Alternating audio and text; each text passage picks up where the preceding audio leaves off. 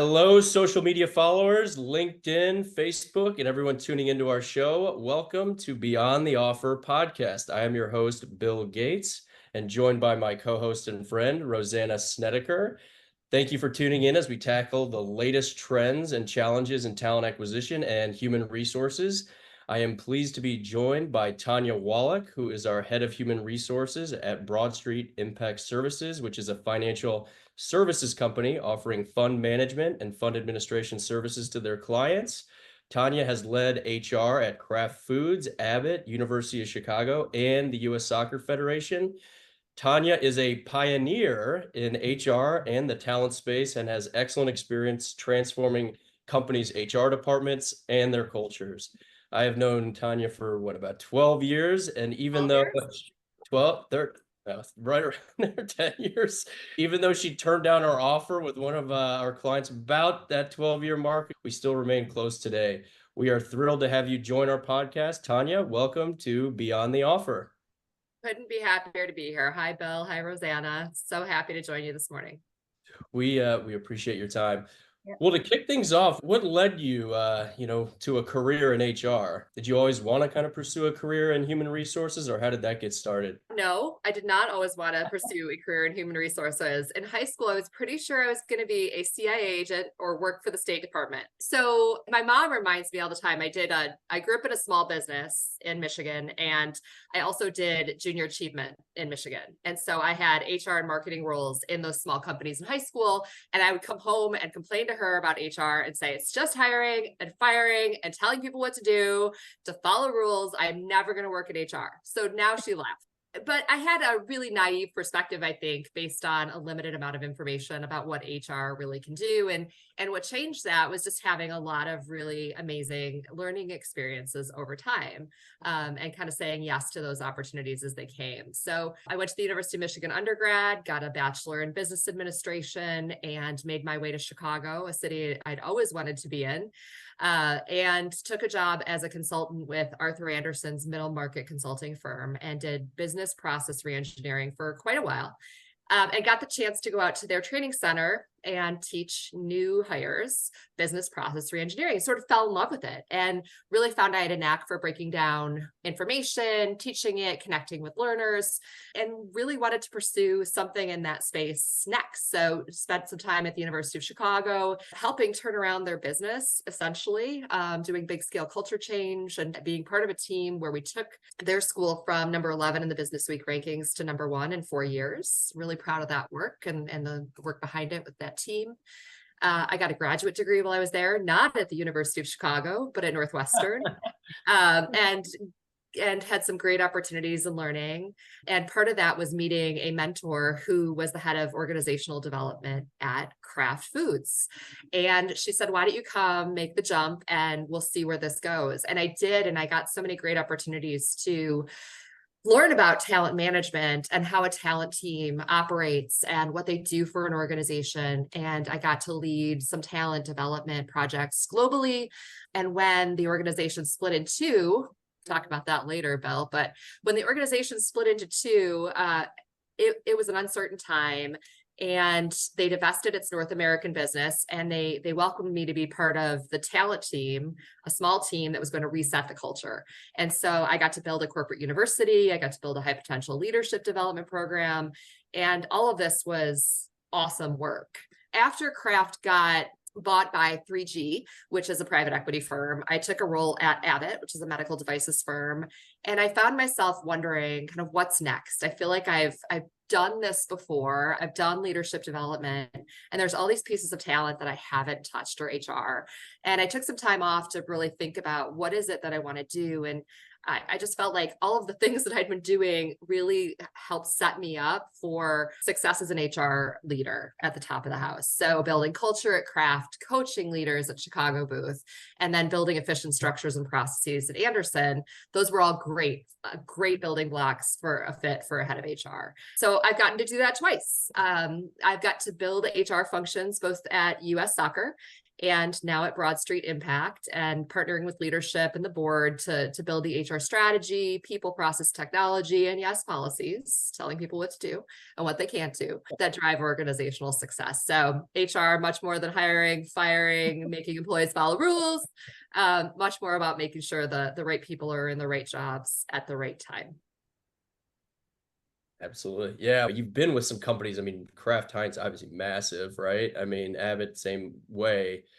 Broad Street, US Soccer Federation, much smaller employee populations. I mean, US Soccer was what, under 200, and Broad Street's about how many employees roughly now? We are under 50. I mean, Kraft Heinz had what, 50,000 plus, if not more? 100,000 globally. There you go. So I guess the question I have is really more, how do you approach leading HR differently with given the employee population size? And I'm sure just your HR team is obviously significantly smaller as well. It is. In big organizations, you have the scope and the recruiting for jobs is a lot different, right? So you'll have job descriptions in large companies that are very calibrated to the level of the job. Like you are going to manage and lead, and that's a significant portion of your job. In smaller companies, you don't have that luxury. We have what we call working managers. And those folks have responsibilities that might be much lower than what's actually in their job description, because you don't have as many people to do the work and you can't afford to add headcount. So in smaller companies, you might spend a lot of time working on the 5-year strategy at the beginning of the week. And then in the middle of the week, you're ordering lunch for everybody because you brought everybody in for a team meeting. And then the end of the week, somebody's calling you because the lights don't work and they can't get a hold of the building. So it's really different in terms of the scope of the jobs, which means there's a really different and profound difference in how you recruit for those roles in those companies and the kinds of people that like to work in them.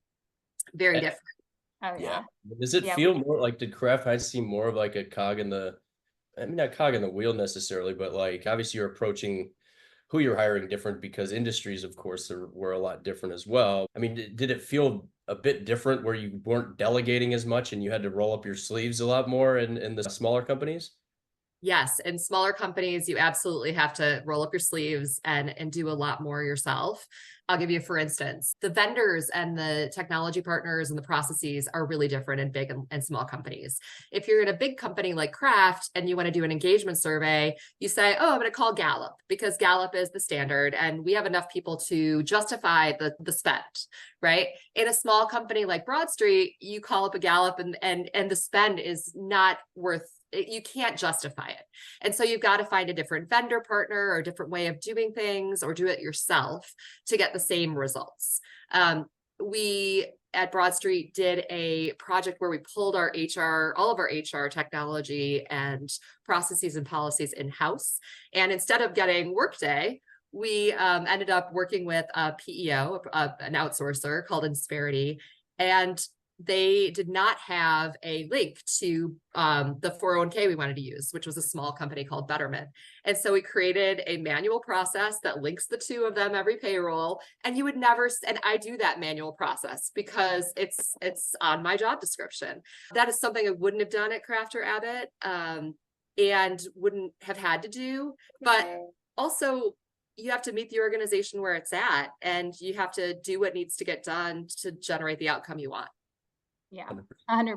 And you get to see both what tactical is going into it, but also help, create the strategy.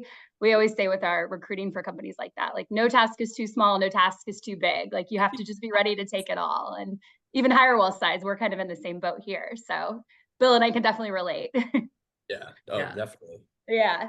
So you talked a little bit earlier just about your master's, which congratulations on that. That's such a great accomplishment. Having your master's in leadership and organizational change from Northwestern. For some of the other, HR professionals listening to this podcast, do you think having a master's is needed to be successful in your job? And has your outlook on companies changed since you've gone through that Northwestern program? Yeah, I do not think you need a master's degree to be successful as an HR leader. I think it depends on your aspirations and the time to those aspirations. I Yeah. do think that having a master's degree accelerates your perspective and your network and your career path. So if that's something that folks are interested in doing faster, I do think that it accelerates it. So I had attended the University of Michigan as an undergrad, and I had wanted to go to graduate school, but really waffled on an MBA because it felt redundant. I was in the Raw School at Michigan. And when I discovered Northwestern's MSLC program, Learning and Organizational Change, I was hopeful that it would help me understand better the theoretical and psychological underpinnings of learning and change in organizations. And I think it did, right? I learned about mental models and schemas and organizational citizenship behaviors, things that us OD folks and IO psych folks just geek out on and no one else understands. But it was a really good foundation to being able to translate some of the interventions we might make in an organization. And I took this class in grad school, it was an elective in the political science department. And the professor had us take an issue on a current policy issue in the government. And then he said, okay, now write a persuasive essay on the opposite side. It was one of the best exercises I've ever done because it really forced me to take the perspective and walk in the shoes of someone who thinks differently. And that's been enormously beneficial as I navigate my career. Absolutely. Yeah. Kind of to shift gears, but also just talking about, employees' voices and things like that. We've seen a big, push for work from home, hybrid schedules. There's the divide of what the company wants versus what the employee wants. And in recent news, the Philadelphia mayor actually just ordered their city workers to go back 5 days a week. So would love to just hear your thoughts on that. Remote, hybrid, 5 days in the office, and being in HR, how do you keep teams motivated in a remote or a more hybrid setting? When I form opinions, I try to gather as much research or data as possible. And there's two sources right now that I think are really compelling. There's a 2022 Harvard study called Is Hybrid Work the Best of Both Worlds? It was a field experiment. And then the Global Survey of Working Arrangements. And we're learning a lot, right, from these surveys. So we're learning that like average days desired in the office seem to vary by culture. In the United States, the desire is about 3 days or less. The most common office days in America are Tuesday, Wednesday, Thursday. The earlier you are in your career, the more you should be in the office. For performance, 2 days in the office seems best. And then it just varies by job function. It varies on the tasks and the job you need to be doing. So if you're in food service or cleaning or office management, you should be in the office. If you're a professional, you might be able to do hybrid. If you're an IT or a payroll person, being fully remote might make sense. And so I think there's so much data to consider. And I don't think we have it perfect at Broadstreet. But what we've done is we aim for some in-person time with flexibility. So our Chicago-based staff, which is about 2/3 of our employees, come into the office about once a week. And we track that. And they come in on Monday, Tuesday, Wednesday, or Thursday to increase the density. So we take Friday off the table. And then all of our employees come in 3 times a year. We're on a trimester performance management basis. And they come in 3 times a year for 2 days. And we spend time in meetings, in organizational conversations and strategy conversations, and then evening activities where we get a chance to connect on a more social basis. And so those have been really great in helping people bridge the gap of that remote workforce. And then we also have a weekly Monday staff meeting. And that staff meeting is 45 minutes. Everybody hops on, and it's either updates from our CEO or our leadership team and or information about our strategy, information about our financial performance, something that's cool that's happening in a business or something we've won, and or we do value shout outs. So we'll have like today's a value shout out day. Who do you want to recognize for this value or that value? Somebody who's done something great that we don't have visibility to. We also do trivia contests. Our population loves those. Nice. Like trivia, that's for sure. COVID's obviously one, which we were referencing in the work from home piece, but you've been obviously leading HR for over 20 years. And, a lot's obviously changed from a current event standpoint to how people approach HR. How have you seen HR change during those, during your tenure leading HR? In some ways a lot, in some ways not so much, right? I think the biggest changes have been technology, certainly. So automating HR processes, increasingly using our HRISs for employee self-service or manager self-service. And I anticipate we'll see more of that as AI applications come more to the fore. Data, I think the business has required it of us. And we have now the tools as we're gathering information with technology to be able to synthesize and present that information in a much shorter time frame. So data has become a driver of how we think about and gather insights. The employee experience has become center to the work that we do. I think we've learned a lot about mental health, and we value psychological safety in the workplace. And we're providing more resources and ways to take that into consideration in the ways that we work. And then, of course, diversity and inclusion. As we become more aware of having diverse perspectives drive innovation, and that having an inclusive workforce helps increase the odds that those diverse perspectives are shared, we've doubled down in HR on making sure that we're creating inclusive places and that we're recruiting for diverse perspectives in our candidates. Great. Well, and also through your tenure, you've led HR during many presidential election years, which we are currently in. During an election year, has that affected your job in HR and the employees that you support, given that it's somewhat of a divisive topic? Yes, I can't believe I've been doing this for 20 years. But I have a great story about the 2000 election. So in 2000, Al Gore and George Bush were running for president, and I was at Chicago booth. And I will not say who I was rooting for, but the dean and I were rooting for one candidate, and my boss and my colleague were rooting for another candidate. And we would spend time having lunch conversations about policy and why one person was better than the other. At one point, it was so fun. The dean came in and said, I got some campaign signs. Let's plaster them all over your office. We did. We plastered them all over. And of course, our loving colleagues defaced them the next day as a treat. And then somebody won. George Bush won, and the winning team got to take the other team out for lunch. And we had a lot of fun with it. And at the end of the day, we were Americans, and maybe that was a unique situation, but that's what I remember from 20 years ago. It is different today. It is. And I think it's because of good things and bad things. On the good side, I think we're more cognizant of the need for inclusion and how people think and how these things play out in the workplace, and making sure that there's psychological safety in the workplace. And on the not so good side, politics have become really tribal and emotional. And in the age of social media, they're ubiquitous. You've got news as entertainment and people able to give their opinions. So that begets a different role for HR in organizations. So just yesterday, I got informational email about all the things you should be thinking about from an HR person's standpoint. And it was things like guidelines for handling workplace tension, sample crisis management communications, emergency and disaster resources in case of civil unrest, talking politics at work. So we have more of a hand in thinking through and setting expectations about how we talk about these things, or if we talk about them, depending on the culture. And that really has changed over the last 20 years. For sure. I love that you shared that story though from 2000. That's great to hear. Take you back to the good old days. That was the recount election, right? I feel like ancient, That was the recount election, right? It was the recount election. Yeah. It was the recount election. Oh, how can you forget? Well, switching gears a little away from politics, moving towards talent acquisition and recruiting. I don't know if you saw this, but Jamie Dimon, CEO of JP Morgan, recently came out talking about how rethinking hiring, and he's been outspoken about persistence and weaknesses in the school to work transition. He talked a little bit about expanding recruiting and talent pools and opening up opportunities to people without college degrees and formerly incarcerated individuals as well.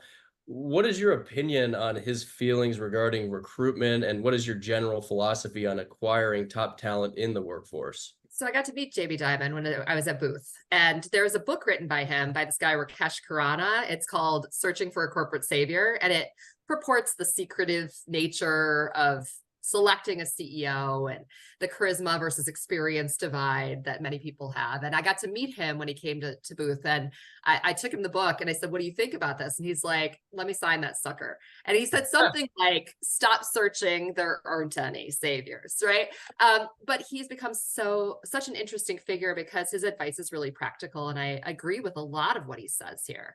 I don't think of him as a savior, but I do admire him. And I think, gosh, there are persistent weaknesses in the school to work transition. Only about 30% of Americans go to college. And just because you went to an Ivy League school doesn't make you a great worker. There are a lot of jobs that don't need degrees. Jobs in call centers, in cyber, in data, in program and financial management. I'm sure we'll see more with the rise of AI. And he talks about the formerly incarcerated. He doesn't talk about the hardened or lifelong criminals. He's talking about people with misdemeanors who made mistakes, who are trying to get their lives back on track, right? And I think the most useful construct here might be how the military divides their tracks, right? I think a lot of this is about career pathing, identifying the job tasks that need to be done, and then matching the skills to those job tasks and figuring out whether or not you really need a degree to do that. And so I think about the military. They have an officer track. They send people to college, and those officers go to college and they are in leadership roles because they are taught the skills needed for leadership. But then they also have enlisted personnel, and there are career tracks there too. And those people may not go to college. They may learn while they're doing, and they may rise through the ranks of the enlisted personnel. And the split there is about 20% officers, 80% enlisted. And I think that's a useful construct for us in HR and organizations because there are so many jobs that don't require a college degree. So true. I've always said in many ways, I think that, and I think I've voiced this to you before, but I think there needs to be, even in high school, honestly, like you mentioned career pathing, I think there should be some classes in not only high school I think even potentially earlier on, middle school, to give people an idea of what careers are actually out there and what do you do in those jobs. Because most people, I think, say, right, like, I didn't know what I was going to do. I didn't know I was going to do right out of school. Most people don't, and I think, we're not in the minority in that sense. But if you have an idea of what actually other jobs are out there, it's going to provide you a little bit of a better understanding of what do you want to major in, or what classes do you want to take in high school, right? I mean, it gives you a much better perspective. So many people look at, maybe what their parents do, or their, friends, or their friends' parents and whatnot. And you don't really get a good sense of, maybe you don't want to do any of that, right? Maybe that's not really what you're going to be good at. And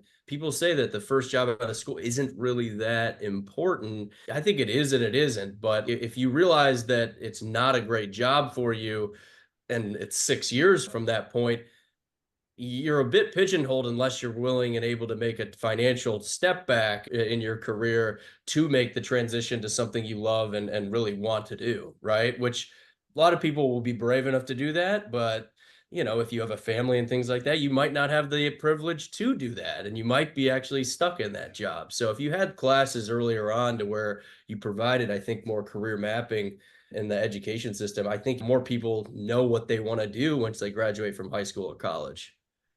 That and just experiences, right? I have a friend who has a sophomore in high school, and he took a home ec kind of class that we would have called home ec way back in the 80s. Right. But they built a shed, and this kid did it for 2 semesters, and he loved the work, and he thought it was awesome. And he's probably going to go to college, but he's like, this I loved. That was really fun, building something with my hands. Oh, exactly. So experiences and internships and apprenticeships. And I think all of this comes down to what you said. It is the development interventions are going to make a huge difference. What are we teaching in high school? What are the pathways? How do we get people exposure to many different things? And then how do we make sure we're valuing all of those things in our society and our culture? Yeah, we need all of those skill sets. We need all of those workers and paths for people to grow, whatever they do. We do. For sure. Yep. So Tonya, I want to talk to you a little bit to kind of tie it into what we do when you're looking to hire. And specifically, we're going to talk about an executive leader, whether it's confidential or not for your company. And you determined you do need an outside recruiter. What are the main characteristics that you look to determine for your partner, just how to find the best firm to partner with? As I remind our hiring managers all the time, recruiting is an art, not a science. And so I look for people who have a proven track record of asking really good questions and making really good judgments about what they're seeing in front of them from candidates, and synthesizing their thoughts in a way that can tell me who this person is and what their judgment is. I tend to shy away from really analytical approaches where we're doing a lot of assessment. I think that it's warranted in some cases, but it's an attempt to take all of the art out of the approach. And it doesn't. It's hopeful, but it doesn't take all of the guesswork out of it. And so I'm looking for people who have spent a lot of time interviewing, who understand people, who have been running businesses and understand what it takes to lead in a business and what a good leader looks like. And that's at the top of my list. Absolutely. I love that recruiting's an art, not a science. I might steal that from you. Oh, please do. Why didn't this candidate work out? Well, we missed that in the interview process. There's a lot of moving parts and factors. So yeah, sometimes it doesn't matter how many people you have them meet with. There are people who are really good at sailing through those processes. And so sometimes we just, even on the best days, we don't catch something that might be a derailer for somebody in an organization. Well, it's always about developing a right recruiting process and screening process as well, to where you're not getting rid of the great candidates, but also still providing enough steps to obviously screen them enough for what a particular company or client is looking for, right? Yeah. Which is always something you have to tweak and change depending on the job, the role, and the company itself, right? Because you don't want to waste. I mean, that's why a lot of places hire us, right? To save them time and have them, not look at as many people as we're looking at, of course, because that's why we're paid, of course. And that's a great point, Bill. I always talk about the vendor partners in HR being an extension of the HR team. Mm-hmm. And that is also something I look for, is somebody who can be my champion and my voice in a process when I can't be present. And so that kind of synergy between the organization that you're working with, the cultures, the ways of thinking are really important when you're looking for an executive search firm. Absolutely. Well, now we'd like to wrap up with our unfiltered HR questions segment, which is where we like to ask our guests a little less formal and more uncomfortable questions. But back in 2012, you and I worked together, Tonya, when you were a candidate interviewing for, I believe it was an HR director job, when we were representing a Fortune 500 client. I believe you ended up getting an offer, which is right around the first few years, I think, when I was in HR search. But you ended up getting an offer, which you eventually declined. We don't need to get into the exact details of the company or the offer, et cetera, but do you ever regret declining that offer? And what was your impression working with Hirewell? Oh, the hot seat. It's true. I met you in 2012, Bill, and I was expecting my last child, who is now almost 12, Charlie, and Kraft was going through a divestiture of its North American business. And I had only been at Kraft a couple of years. There were a lot of long tenured folks, and I was really turned off by that sort of infighting and the, like, I'm taking this talent with me and we're better because we're going to this company. And I was like, oh my gosh, what is happening? So when you came calling and knocking on my email, I was really intrigued. And the more I learned about the company that you presented, the more I met with the folks there, the more excited I was. And they were willing to honor my maternity leave. What? Wow. So it was a really cool opportunity. At the last minute, as you and I were signing the dotted line, a leader that was going to the Kraft Foods North America, who I really admired and liked, came and said, hey, we're going to turn this place in its head. We're going to build this awesome culture. And I want you to be part of this 4-person team who's going to do it. We're going to reset the values. We're going to reset the culture. You're going to build a corporate university. And I was like, how do I pass that up? So it really was out of left field. And while I would love to say that I regret it because I have a really good relationship with you, Bill, and I didn't want to say no to you, I don't regret it in the long term. That opportunity at Kraft in those 3 years was an extraordinary learning experience with great people. I remember sitting around with the leader of that group at the time. And he looked at the three of us and said, I feel like we're living the good old days. And he couldn't have been more right. It's one of the most special times I've had in my career. And I was really grateful that I stayed.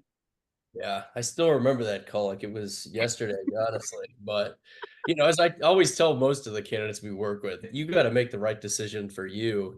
I say you always got to have all the right facts, and, you're going to have to live the decision. I'm not sitting there day in and day out with you at Kraft Heinz or the other organization, right? It doesn't really impact our lives much. It will really impact yours. But we've had a lot of those conversations with candidates over the years. I've never been a believer of putting a square peg in a round hole and pushing somebody into a job. They got to make the decision that they do feel is the best fit for them. I mean, some have regrets, some may not, but certainly I don't hold any grudges or hard feelings towards that. So even though it was disappointing as I was just kind of starting off in the HR recruiting, I remember your face. I didn't even know how to react. Honestly, I was like, oh my God. I think I would handle it a lot different probably now than I would have probably then. Way less deer in the headlights look, Oh, that's funny. Oh. The best part is though, 12 years later, you still have a great relationship. You two are still in touch and this conversation is happening. So I'd also think it just shows the relationship piece of it. Might not take our job, but we are still here. For sure. Yes, for sure. And I have so much respect for the work that HireWell does and the best practices you bring to HR leaders and the constant, just cheering us all on as we go about our day to day. So yeah, well, you make it easy, especially working with folks like you. So we really appreciate you making time to join our podcast, but that is all we have time for today. So thanks for everyone for tuning into this week's episode. Today, we met with Tonya Wallach and discussed her career, thoughts on HR and the talent market, how political and work from home events affect her role in HR, and if getting your master's degree is worth the time and money. We will be back again next month with a new special guest. And quick reminder for how you can support our Beyond the Offer podcast. You can find us and all of our content on the Hire social media platform, which you can find through hirewell.com. Take care, everyone, and thanks for tuning in.